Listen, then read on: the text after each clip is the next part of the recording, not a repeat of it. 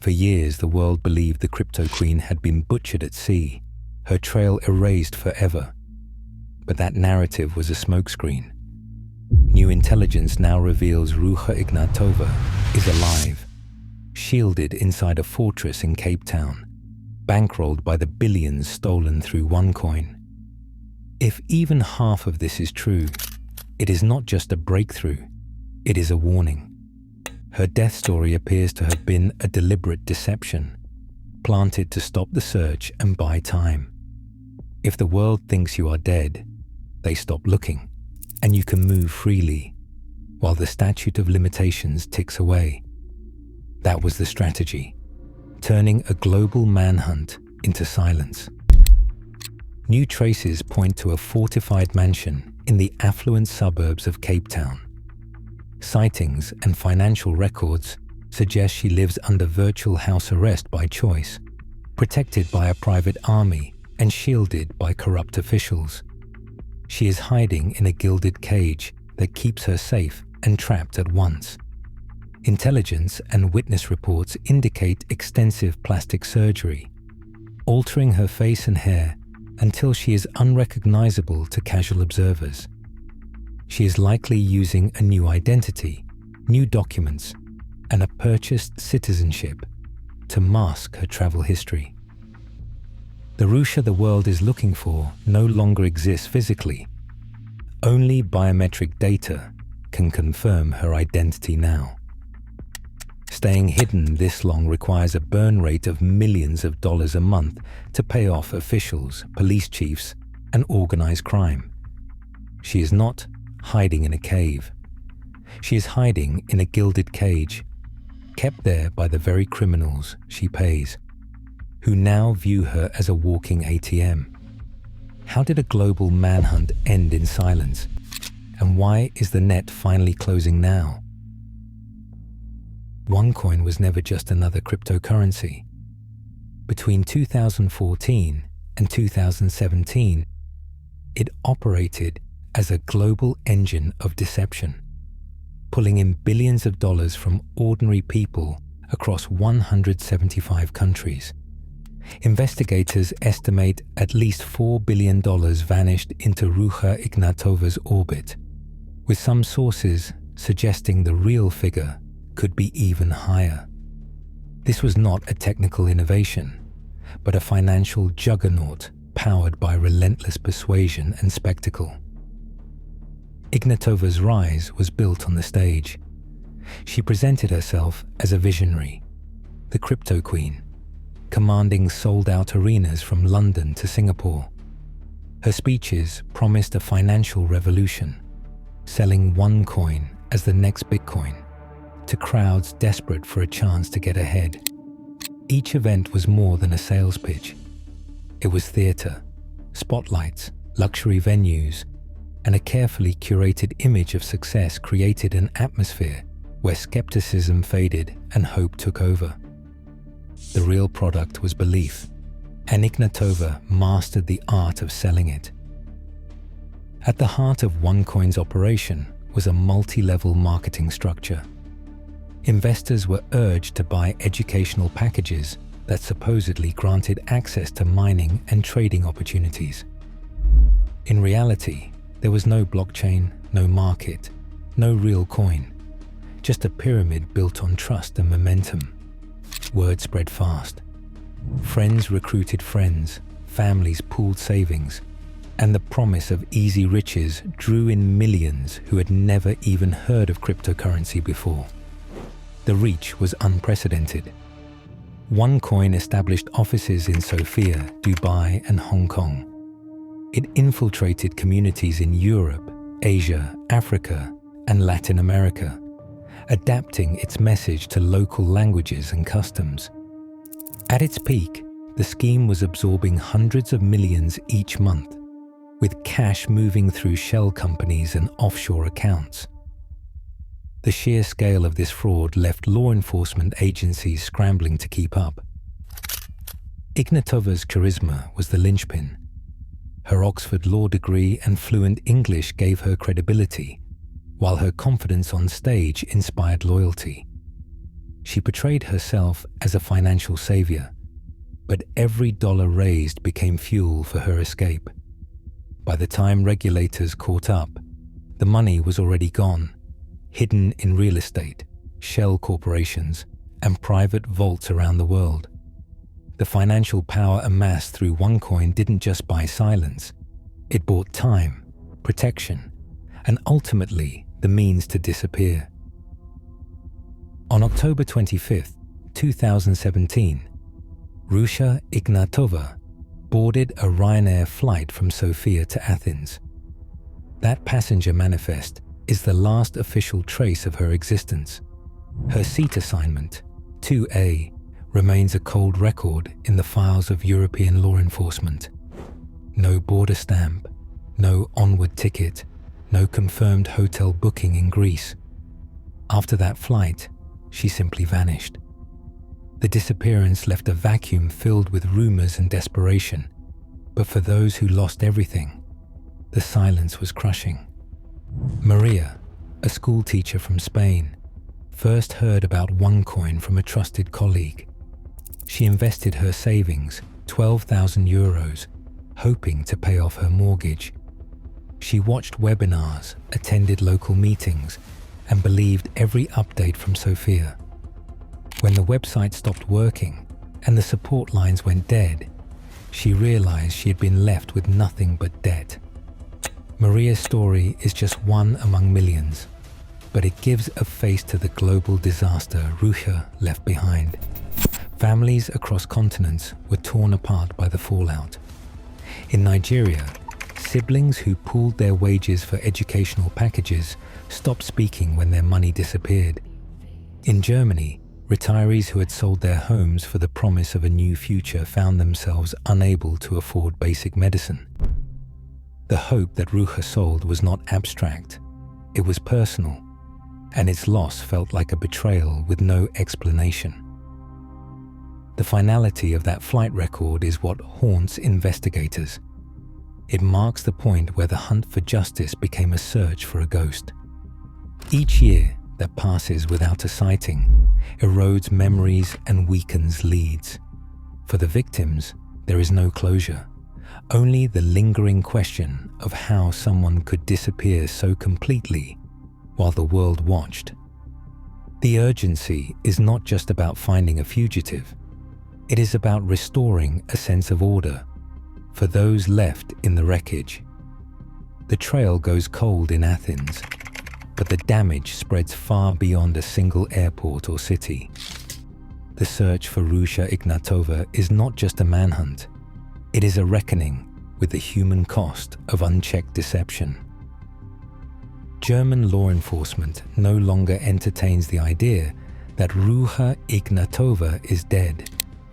In 2024, a senior investigator from the Bundeskriminalamt said they are working with the hypothesis that Ruja Ignatova is still alive. This is not a casual statement.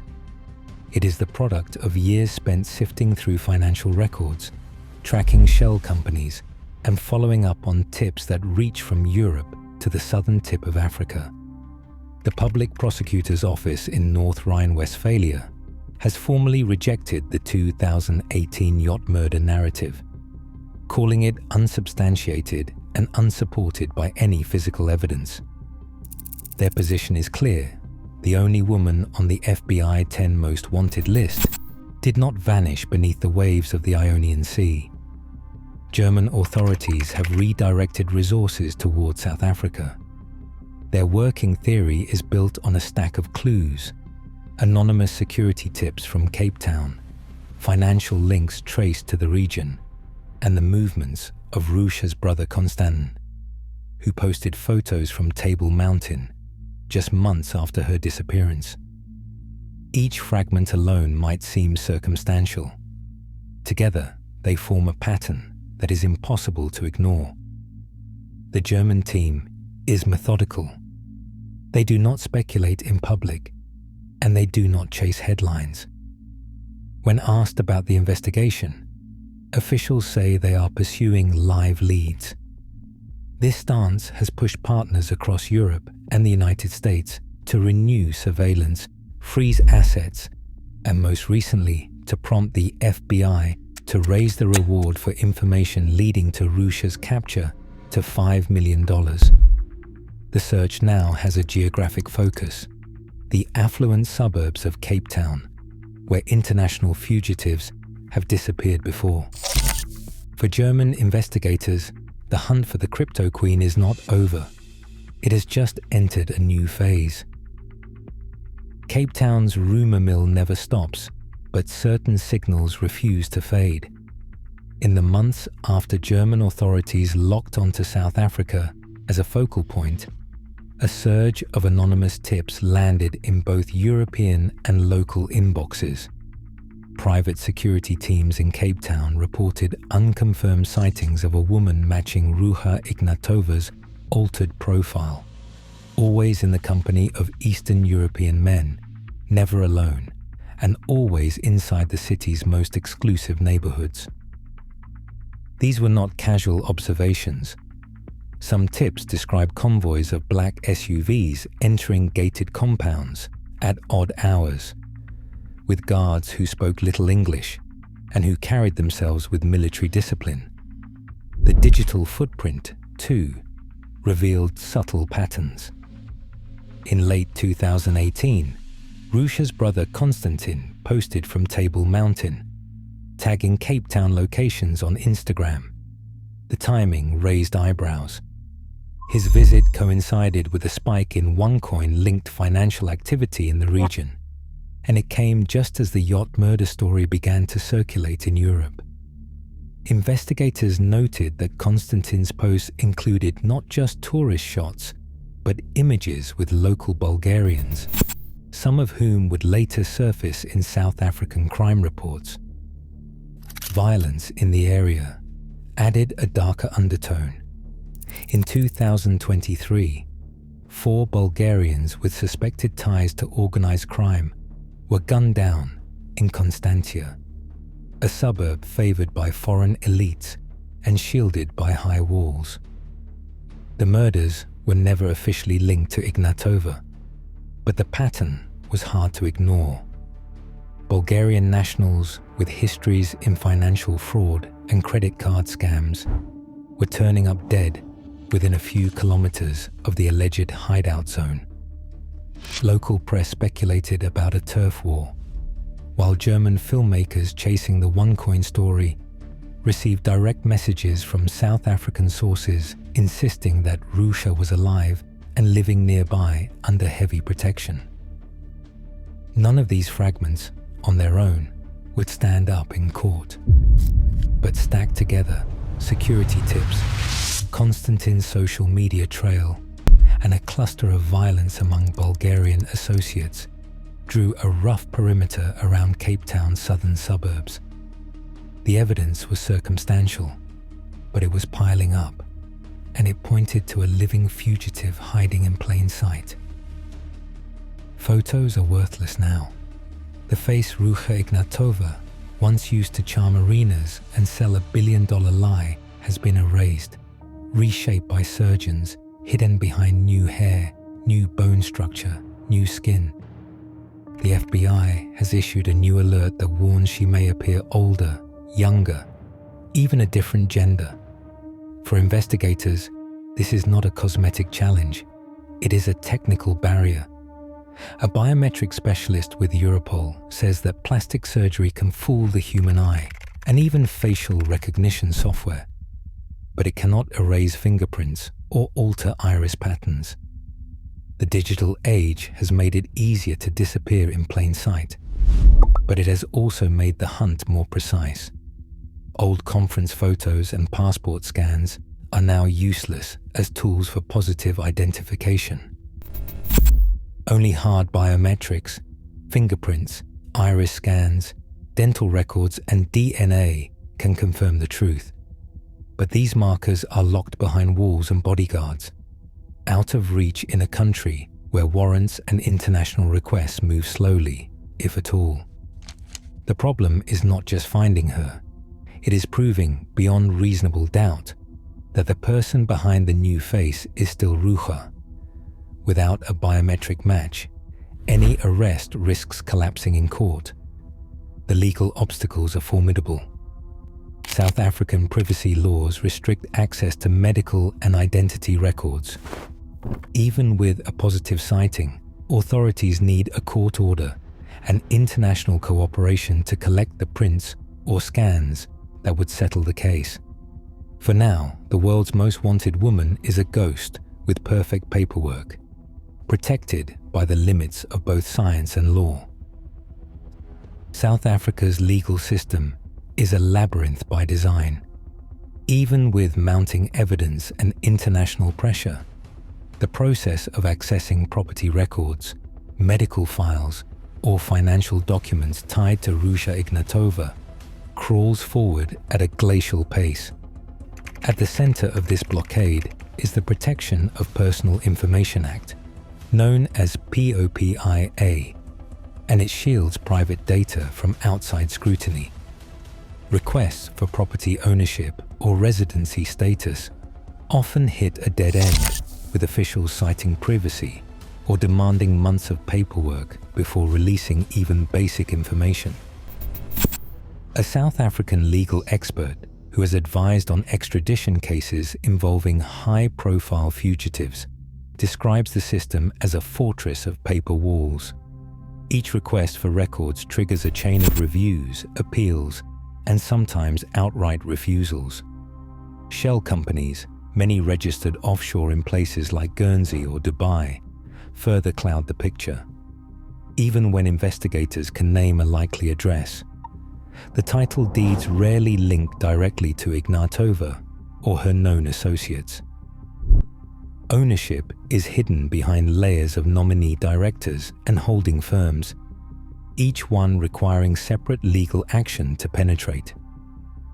Extradition requests add another layer of complexity. South Africa's treaties require precise documentation, and any error can stall proceedings for months. Registry searches for OneCoin-linked entities yield nothing public. No hits in municipal databases, no court filings that mention her by name. The result is a bureaucratic stalemate that frustrates both German and American teams.